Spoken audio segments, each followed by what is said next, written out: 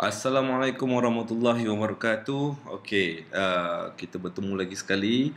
Alright, untuk kali ini punya video kita nak berbincang tentang nak olah sedikit dan nak berbincang tentang mengapa Bitcoin sebenarnya ni topik yang paling penting.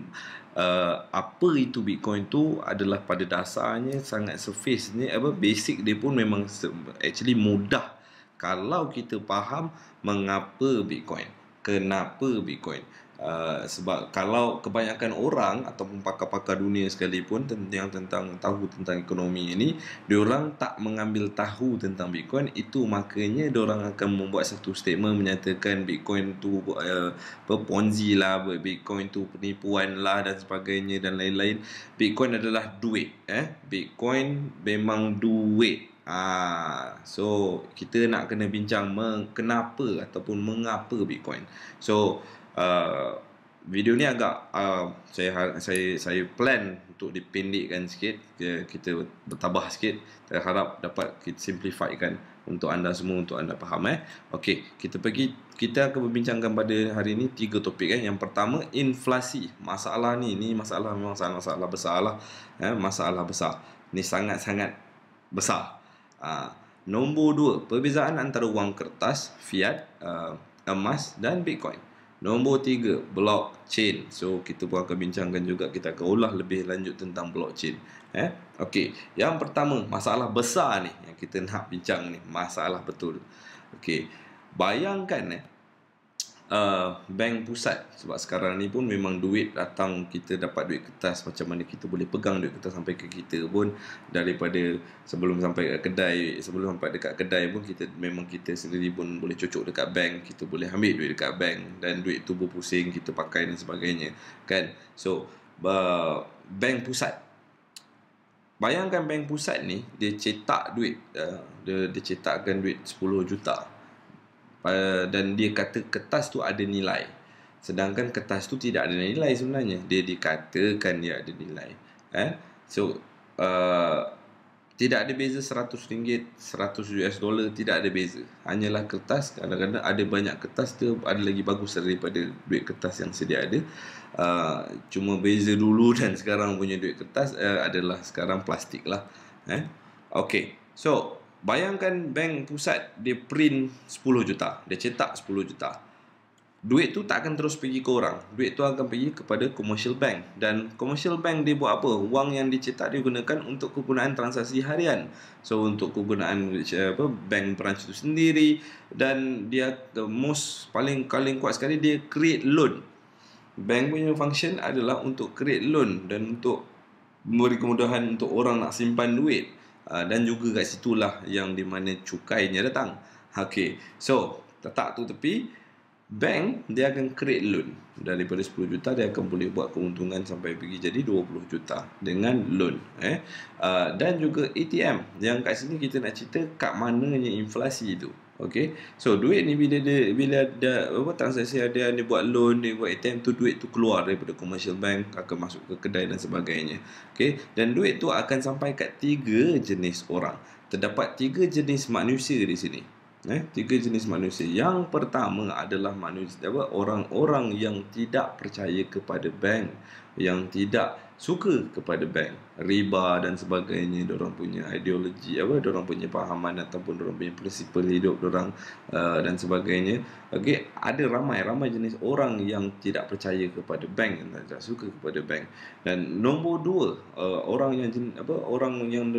jenis yang nombor 2 adalah orang-orang yang tidak ada surat beranak, tidak ada surat rasmi, surat beranak, pasport ataupun IC. Jadi diorang tidak ada kemudahan kepada bank. Dan cara diorang simpan duit, dua-dua jenis ni adalah diorang akan simpan duit tu dalam tabung, dalam tanah, dalam gebuk, bawah bantal, bawah bumbung dan sebagainya. Macam-macam tempat pelik diorang letak. Dan kat situ duit tu ada masalah.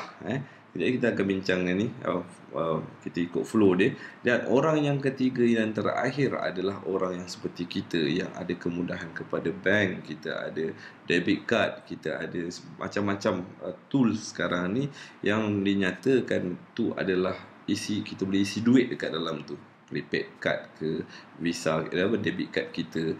Okay, so duit yang dah dicetak tadi, bila dia pergi ke commercial bank dan bila simpan terdapat pada 3 jenis orang ni, duit tu sepatutnya haruslah akan penyudahnya akan sampai ke bank pusat, betul, itu secara logik dia. Akan tetapi itu tidaklah berlaku. Oleh kerana apa? Kertas itu sendiri hanyalah nombor siri. Kertas tu boleh dibakar, kertas tu boleh boleh terjadi pada apa-apa pada kertas tu. Kertas tu tidak ada otak ataupun chip ke untuk dia balik ke tempat asal dia ataupun mana dia datang dan sepatutnya dia pergi. Okey, kertas tu hanyalah kertas. Jadi apa yang dia berlaku, bank bila dia dah cetak banyak macam tu, dia sendiri pun tak boleh tahu duit itu berapa banyak. Dan kita boleh tahu dekat sini kenapa apa yang berlaku kerana inflasi ini yang menyebabkan barang yang kita pakai untuk hari-hari ini, kos hari hidup kita ni akan terus meningkat sebab barang tidak akan berubah. Kalau kita pergi ke pasar raya ke dan sebagainya, tempatnya tetap sama, raknya tetap sama, lori yang bawa pengangkutan barang tu adalah yang sama. Minyak dia pun kenapa turun naik adalah sebabkan inflasi. Maksudnya nilai wang kertas itu makin lama makin menurun. Akan sebab apa? Sebab terlalu banyak wang yang dicetak dan wang itu tidak sepenuhnya hilang di dalam kitaran, okey, ataupun lupus di dalam kitaran. Dia masih lagi di dalam kitaran sebab duit yang RM10 hari 10 tahun di 10 tahun lepas di print pun masih lagi RM10. Paling teruk sekali duit shilling lah, kita boleh ambil duit shilling. Berapa banyak 10 sen yang ada sekarang? Berapa banyak 50 sen yang ada sekarang?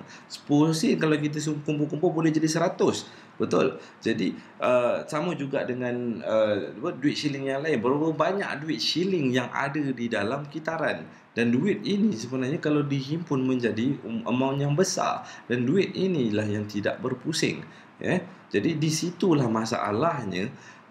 Apa yang berlaku kepada nilai wang kita, iaitu inflasi. Di dalam ekonomi pun orang ada target inflasi. Sepatutnya benda ni tidak berlaku jikalau duit itu disandarkan kepada emas, yang dikatakan disandarkan kepada emas. Okey, so benda ni kita akan bincang lebih lanjut lagi bila kita turun, nanti kita nampak dia punya impact. So okey, perbezaan hari ni kita akan 3 perbezaan yang tadi, iaitu duit kertas, emas dan Bitcoin. Okey. Had pengeluaran. Kita topik-topik perbezaan yang kita buat. Had pengeluaran, fizikal, keselamatan, persandaraan, boleh dipalsukan, pengantaraan, pertukaran, inflasi dan harta mutlak. Okey, kita pergi satu-satu. Duit kertas, had pengeluaran. Duit kertas kita tahu tak banyak dah ada kertas kat luar. Kita tak tahu. Betul-betul kita memang tak tahu, kan? Memang kita langsung tak tahu berapa banyak duit shilling yang dibuat pun kita tak tahu, berapa banyak duit shilling yang dicipta kita tidak tahu. Okey, itu kita tak tahu had dia. Emas pun tidak, kita tak tahu emas tu ada berapa banyak. Cuma kita daripada beribu-ribu tahun dulu, daripada generasi ke generasi dikatakan emas ini kurang dan sikit, limited. Jadi dia limited. Jadi kita, walaupun dia limited, kita masih lagi tidak tahu berapa banyak emas ada dalam tanah. Okey. Bitcoin hanya ada 21 juta. 21 juta ni lah nak dikongsikan dengan 7 bilion manusia dalam dunia ni sekarang. Dan 16 juta dah keluar, 16 juta lebih dah keluar, 4 juta lebih lagi mengambil masa lagi 100 tahun untuk keluar. Jadi dalam masa 100 tahun tu lagi ekstra tu, berapa banyak manusia yang akan beranak dan membesar dan menggunakan dan ada keinginan dan perlu function lah untuk nak hidup, kan. Jadi dia perlukan perantaraan barang benda untuk menggunakan sebagai nilai. Jadi Bitcoin hanya ada 21 juta. Okey, fizikal, duit kertas memang fizikal, memang kertas tu fizikal. Emas fizikal boleh dijadikan barang sebagai barang kemas juga dan juga ada nilai padanya.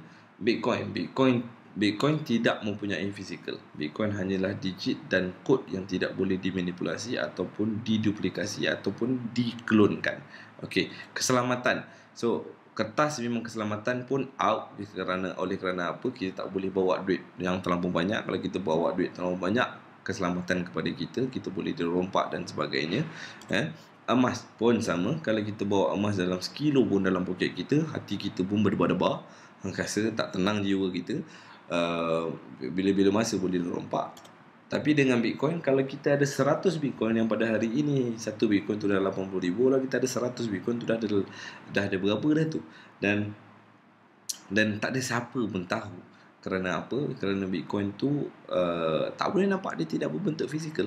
Dan cuma dia limited. Okay?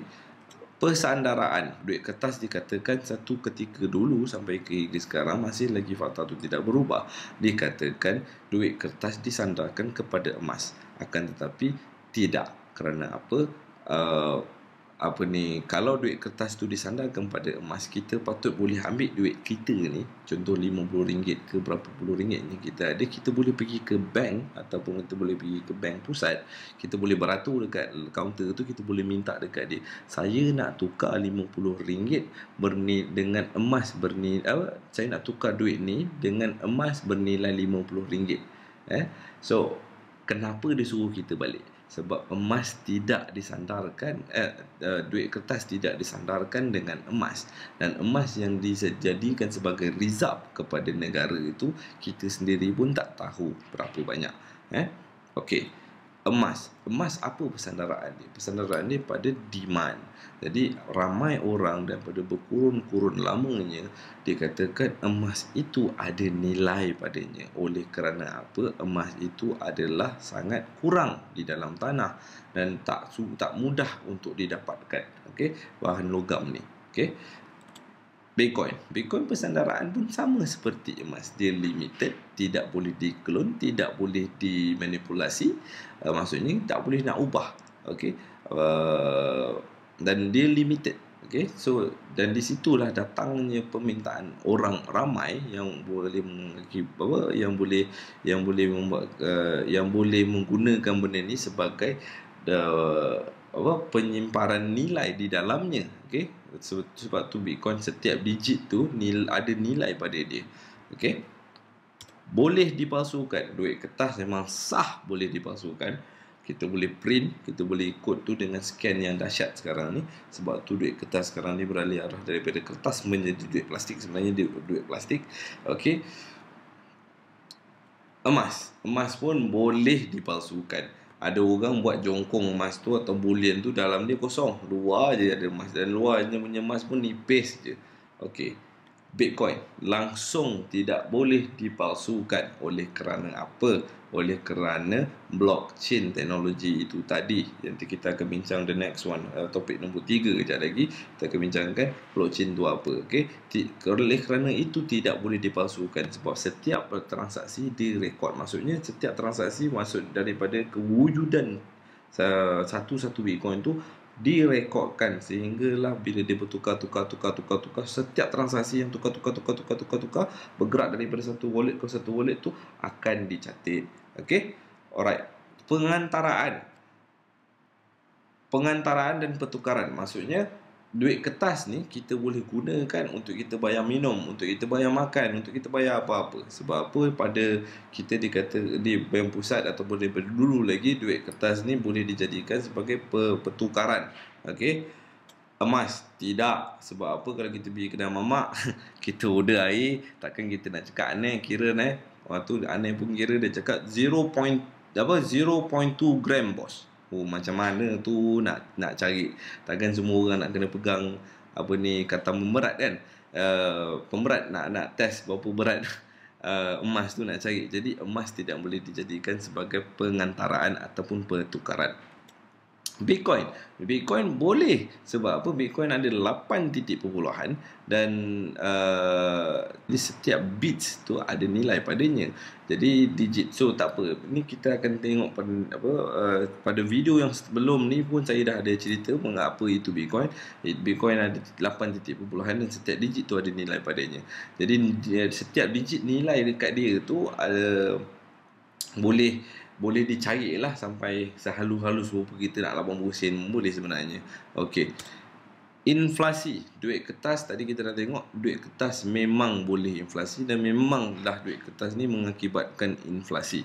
Emas tidak, oleh kerana dia punya limited amount of emas tu, emas sangat-sangatlah kurang, limited. Okey, jadi oleh kerana itu duit dia sebenarnya kalau disandarkan pada emas dengan betul, dia tidak akan mengalami inflasi. Kerana apa? Emas akan terus naik oleh kerana emas tu kurang dan tak banyak. Okey, Bitcoin pun kalis inflasi oleh kerana apa? Sama juga dengan emas. Dia tak banyak, dia limited. Cuma emas tak tahu berapa banyak, Bitcoin kita tahu ada 21 juta.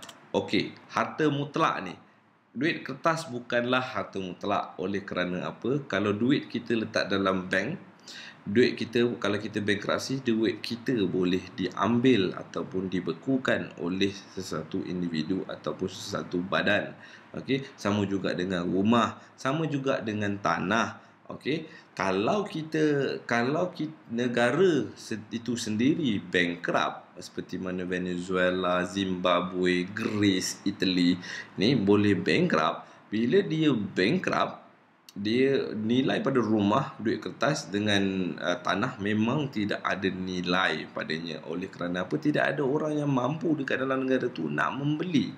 Jadi dia lagi sekali, setiap apa sahaja barang ataupun benda untuk menjadikan harga adalah bila ada permintaan, dan lagi kurang supply, lagi tinggi harga tu akan pergi. Okey, sama juga dengan zaman pernah berlaku orang suruh gula. Jadi dekat pasaran ni gula dah kurang masa ketika itu, sebab oleh kerana ada pihak-pihak yang busuk hati ni, dia orang simpan dan sorok gula tu. Jadi apa berlaku? Pernah berlaku masuk dalam TV dulu, dalam berita dulu, iaitu harga naik oleh kerana barang tu gula kurang.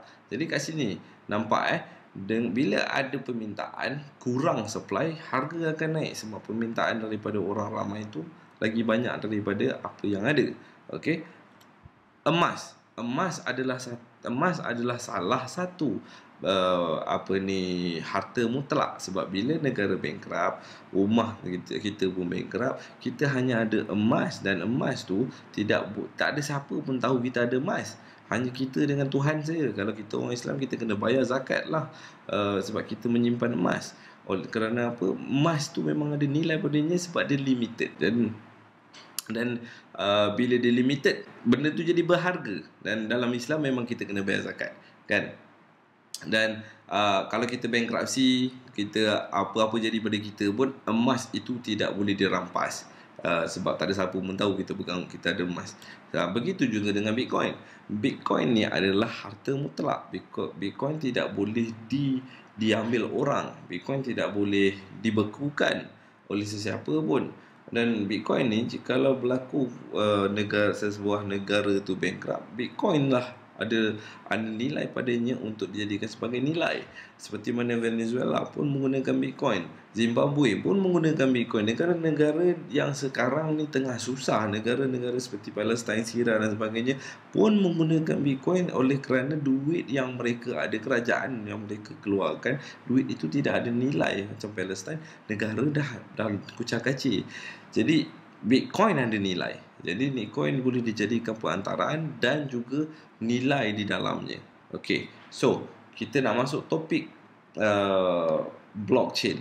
Okey, pelan-pelan kita akan tengok kenapa bagusnya Bitcoin. Dan di kat sini kita dah nampak duit kertas menghasilkan inflasi, dan emas adalah adalah satu bahan logam yang sangat bagus, akan tetapi keselamatan tidak ada dan kesukaran untuk kita menggunakan sebagai perantaraan. Paling mustahak adalah dua ni, keselamatan kita, because dia menjadikan kesukaran untuk kita nak jual sekalipun, sebab kita memerlukan kita memerlukan duduk depan-depan untuk kita membuat penjualan emas, dan boleh ditipu, boleh dipalsukan. Duit kertas memang langsung out, kerana apa? Kerana inflasi itu sendiri, itu mengakibatkan inflasi. Jadi Bitcoin ada ciri-ciri seperti emas, cuma kelebihan dia ekstra lagi adalah dia boleh kita tahu dia limited, banyak 21 juta, berapa banyak tu memang dah tahu dah. Dan dia tidak boleh dirampas ataupun dibekukan. Okey. Nombor 3, dia setiap pergerakan dia direkodkan. Macam emas boleh dipalsu sebab kita tak tahu pergerakan dia pun. Duit kertas langsunglah, lagi kita tak tahu ke mana dia. Kalau orang simpan dalam tanah langsung tak tahu. Tapi Bitcoin tidak. Kita memang setiap transaksi, setiap pergerakan dia direkodkan. Okey. So kita tengok kenapa dia bagus dan apa dipanggilkan blockchain ni. Okey.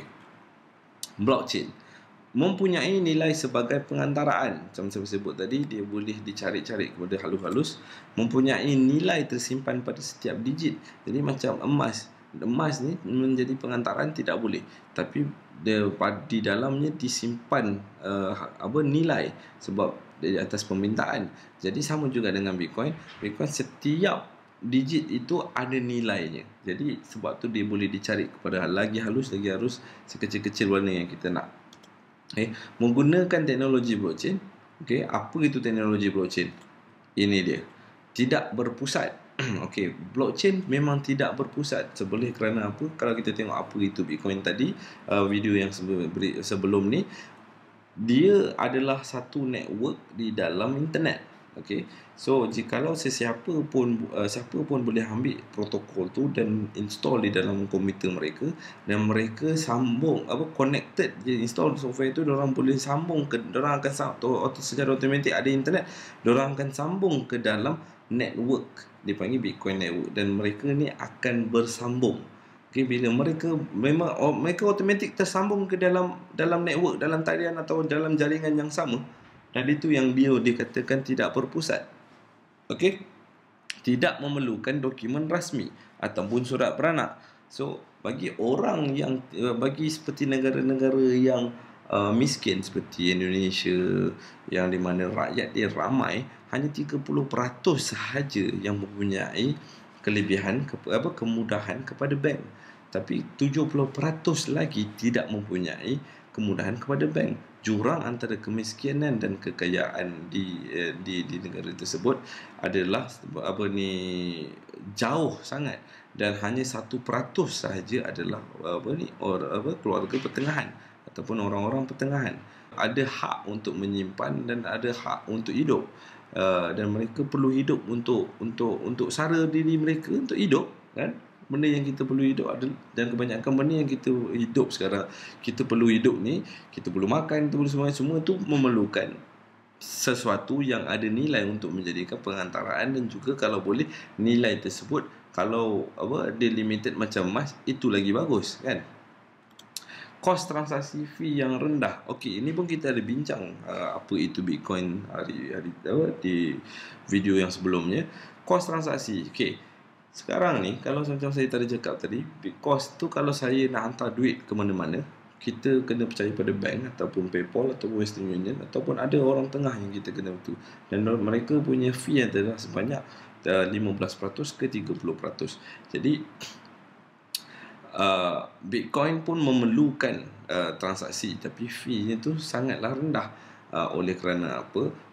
Bitcoin ni perlu dicatat dan direkodkan. Dan direkodkan oleh siapa? Direkodkan oleh pelombong. Jadi pelombong-pelombong ni yang memacu ataupun yang menyimpan rekod ataupun yang membuat pengesahan setiap wallet ada ni mempunyai Bitcoin yang dikatakan dia ada. Dan bila dia transfer kepada satu lagi wallet, benda tu harus dicatat.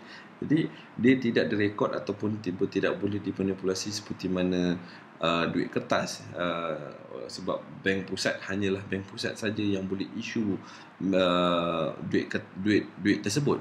Jadi dengan Bitcoin ni tidak ada siapa pun boleh issue duit. Dia hanyalah pelombong ni hanyalah membuat pengesahan, sebab Bitcoin akan keluar setiap 10 minit dengan sendirinya dan tidak boleh diubah. Okey, setiap transaksi direkodkan. Ni point dia, setiap transaksi direkodkan. Bagaimana kita boleh kira dengan apa kita boleh tengok setiap transaksi direkodkan. Setiap transaksi bertarikh dan masa. Maksudnya setiap transaksi bila dia bergerak saja, dia dihantar saja ataupun bertukar tangan saja, transaksi itu akan ada chop stamp tarikh dan juga masa, sampaikan ke sesaat sekali. Tidak boleh dipalsukan. Oleh kerana apa? Setiap Bitcoin yang keluar telah direkodkan. Jadi digit dia punya kod dan sebagainya tengah direkodkan. Jadi bila dia berubah, bergerak, rekod yang daripada asal dia bercantum, maksud dia berantai. Jadi dia adalah dia adalah Bitcoin yang sama. Jadi bila orang nak masukkan Bitcoin lain daripada yang asal, secara automatik akan ditendang, oleh kerana pelombong-pelombong ni telah ada rekod-rekod segala Bitcoin yang dah wujud. Tidak boleh dibekukan. Kerana apa tidak boleh dibekukan? Sebab Bitcoin ini duduk dalam wallet, dan biar nama wallet tersebut, contoh nama saya Teguh Aiman, tak ada ditulis itu Teguh Aiman Wallet, tak ada. Dia hanyalah digit dan nombor siri yang sangat panjang. Cuma kalau kita klik, kita boleh tengok daripada mana kita boleh nampak, tapi daripada siapa tidak. Jadi kalau kita dapat masuk sekali ke dalam wallet tu untuk tengok berapa banyak Bitcoin yang dia ada atau telah dia terima, kita sendiri tidak boleh ambil. Kerana apa? Dia mempunyai security ataupun encryption dengan dia punya username dan password dan sebagainya, tidak membolehkan orang untuk masuk. So wallet ada macam-macam jenis wallet. Dengan protokol Bitcoin ni, dia adalah open system. Seperti video yang sebelum saya cakap, dia adalah open system, dan sistem seperti mana Android itu sendiri open system, boleh buat aplikasi di atasnya. Dan protokol tu bila orang ambil Bitcoin punya protokol, bila orang ambil, orang boleh buat wallet dan lain-lain. So wallet ni atas kita nak pakai wallet macam mana. Kalau kita pakai wallet yang teruklah. Kalau kita pakai wallet yang ramai orang guna, dia selamat, dan dia ramai orang guna sebabkan dia selamat. Jadi nak dibekukan oleh seseorang tu memang tidaklah, sebab orang yang membuat wallet tersebut tu pun sendiri tidak memegang password, sebabkan Bitcoin ni decentralized, maksudnya tidak berpusat. Okey, tidak akan mengalami inflasi. Tadi kita berbincang, tidak akan mengalami inflasi. Sebab manusia akan makin bertambah, Bitcoin akan makin kurang. Jadi apa yang berlaku? Bitcoin yang sekian berapa banyak yang ada tu, di atas permintaan yang ramai, akan membuatkan nilai Bitcoin tu terus naik, dan saya apa yang berlaku, harga barang pun akan boleh turun, sebab harga nilai pertukaran menggunakan untuk mendapatkan sesuatu barang tu membuatkan nilai tu jadi tinggi. Jadi harga barang akan boleh dikontrol dan turun. Okey, so proses transaksi yang dimasukkan blockchain. Okey, contoh A ingin hantar duit ke B. Transaksi online ini dikenali sebagai blok. Dia akan lalu dalam talian transaksi online. Kejap lagi kita akan tengok dia punya live dia. Transaksi online dia akan jalan, terus keluar, dia akan menjadi blok. Dan blok ini akan dipamerkan kepada semua orang di dalam rangkaian tersebut. Maksudnya dalam talian tu semua orang boleh nampak blok ni. Okey, sesiapa di dalam rangkaian tersebut akan mengesahkan transaksi. Jadi orang-orang yang dalam rangkaian tu, maksudnya siapa-siapa pun nak menjadi pelombong boleh. Bila dia nak jadi pelombong, apa yang dibuat adalah mengesahkan transaksi. Okey, siapa cepat dia dapat. Kemudian blok tersebut akan ditambah ke dalam rantaian yang boleh dilihat dan tidak boleh diubah. So blok bila dia dah jadi, dia dah memang dia dah jadi, dia akan update dan terus update, dia tak boleh ubah. Jadi apa yang berlaku, duit dari A telah pindah ke B. Itu je pergerakan setiap transaksi. Okey. Ini Bitcoin Explorer. Bitcoin Explorer ni apa? Yang saya cakap sebelum ni tadi, video yang sebelum ni, Bitcoin tu adalah jaringan. Saya repeat semula. Bitcoin tu Bitcoin berjalan di dalam jaringan, di dalam network. So, Bitcoin menggunakan protokol Bitcoin protokol, dan protokol tu adalah open system, dan open protokol kita boleh seperti mana Android, kita boleh ambil protokol tu dan kita boleh cipta aplikasi di dalam di atasnya, seperti mana Explorer, kita boleh guna kita boleh buat wallet dan lain-lain. Okey, ni sebagai contoh sahaja. Jadi semua ni bila diorang buat berdasarkan protokol itu tadi, dia secara otomatis, secara tidak langsung dah connect ke dalam jaringan dan duduk di dalam jaringan internet ataupun Bitcoin network di dalam internet tu sahaja. So macam hari tu saya bagi lebih kurang kesimpulan, kita ada phone, kita pakai line telefon, contoh kita pakai Celcom, kita tukar dekat kita punya setting tu, kita pergi dekat network operator, tukar setting tu, pergi manual, kita tukar pergi Maxis. Kita boleh call tak? Tak boleh call. Sebab apa? SIM card dan network yang ada tadi tu hanya kenali Celcom. Sama juga dengan Bitcoin. Bitcoin punya wallet, tempat simpan Bitcoin, dia hanya mengenali Bitcoin network. Jadi sebab oleh kerana apa? Bitcoin yang ada hanya kenal Bitcoin network. Luar daripada jaringan dia, luar daripada network dia, dia tidak akan kenal. Jadi Bitcoin ada Explorer dia. Kerana apa? Seperti internet ada Explorer. Zaman dulu sebelum ada Yahoo, sebelum ada Safari, Mozilla, Google Chrome, dan Firefox dan lain-lain ni, kita hanya ada Internet Explorer. Bila kita klik Internet Explorer itu, kita boleh tengok segala-gala benda di dalam internet. Dari situlah datangnya search engine ataupun engine carian seperti Google, Yahoo dan sebagainya. Jadi samalah istilah dia dengan Bitcoin. Bitcoin ni di dalam jaringan. Apa berlaku dalam jaringan, kita boleh tengok di dalam Explorer. Jadi di sini saya bagi link of di mana kita nak tengok transaction yang dah berlaku secara live, dan siapa pelombong-pelombong, semuanya boleh dinampak dalam Explorer. Okey, so kita tengok nombor 1 blockchain.info unconfirmed transaction, kita akan tengok satu-satu. Okey, nombor 2 blockchain.info pools. Okey, nombor 3 kita boleh tengok www.blocktrade.com pun Explorer. Okey, data Bitcoinity.org ni pun sama, adalah Explorer. So kita klik satu dulu, nombor 1. Okey, jadi apa yang kita nampak dekat sini? Nampak?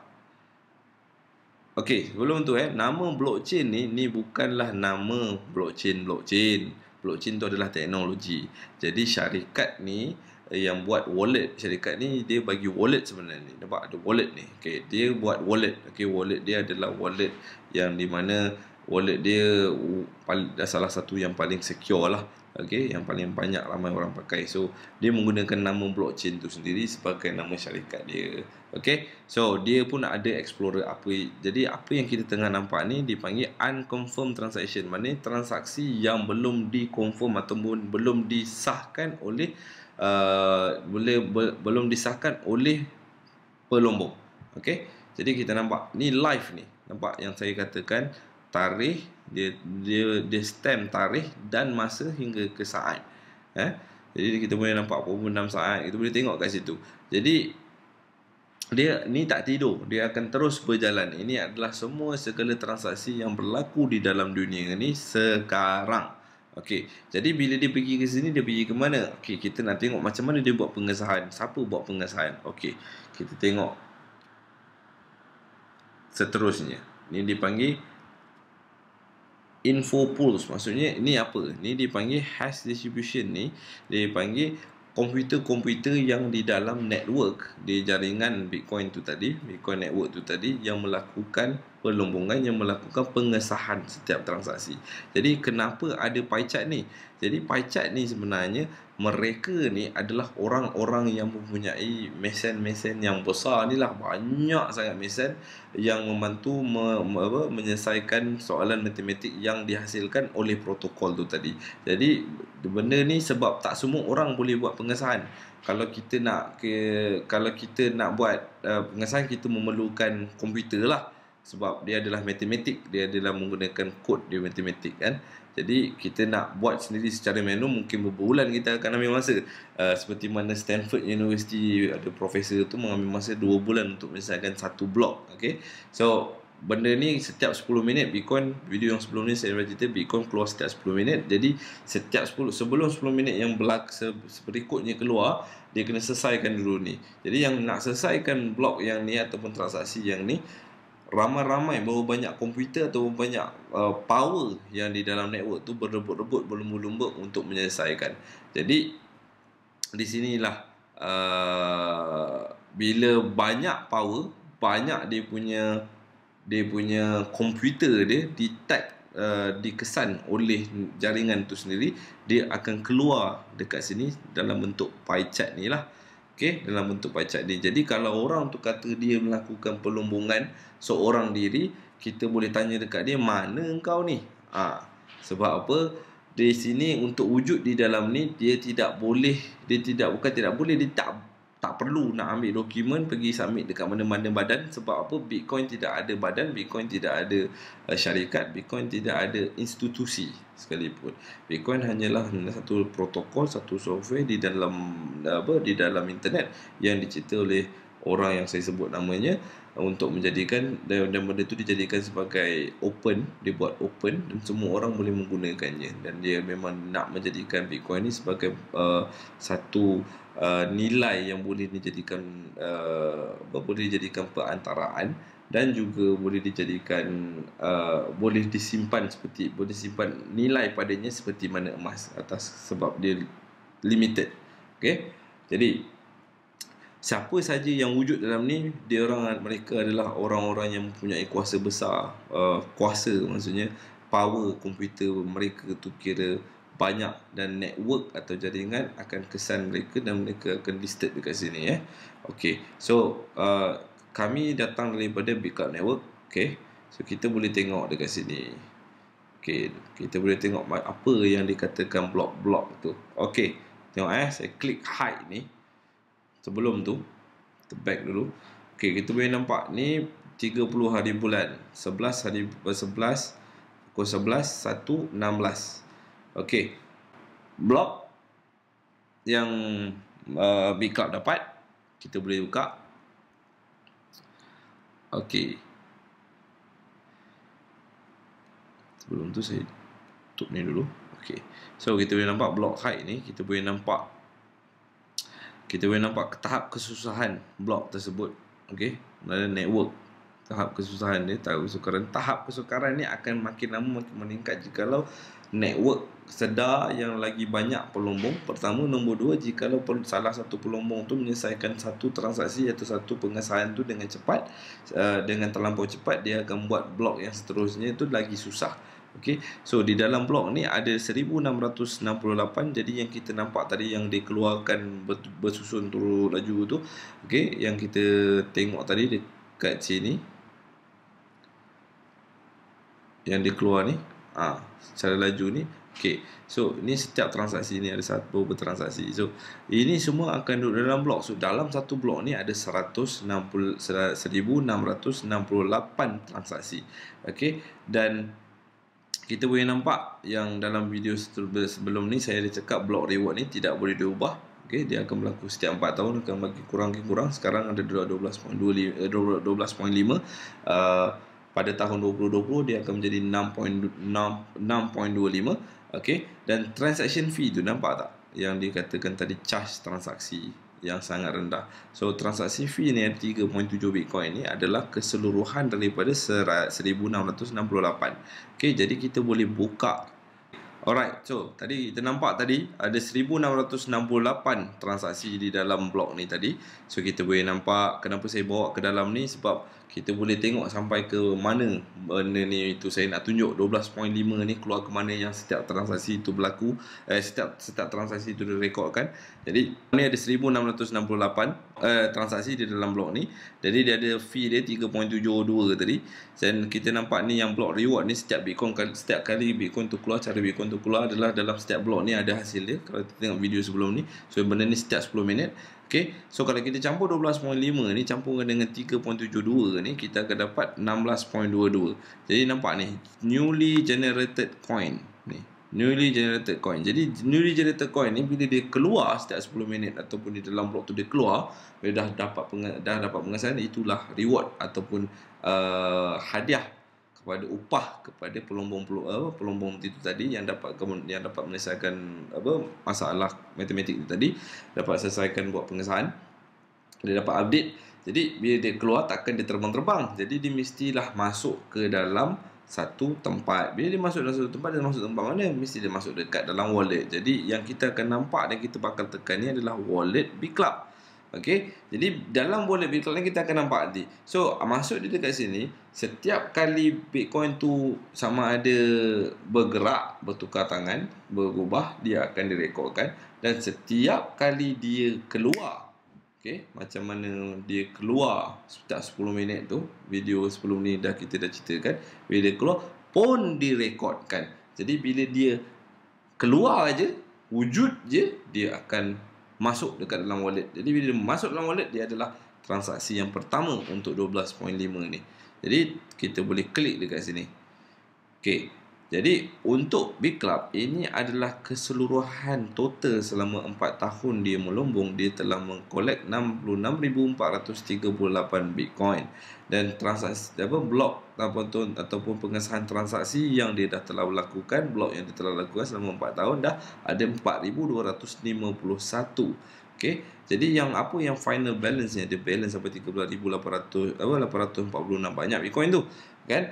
Ini adalah insurans jikalau berlaku kepada apa-apa daripada mesin-mesin mining yang di Iceland tu, yang dimiliki oleh semua ahli-ahli Bclub.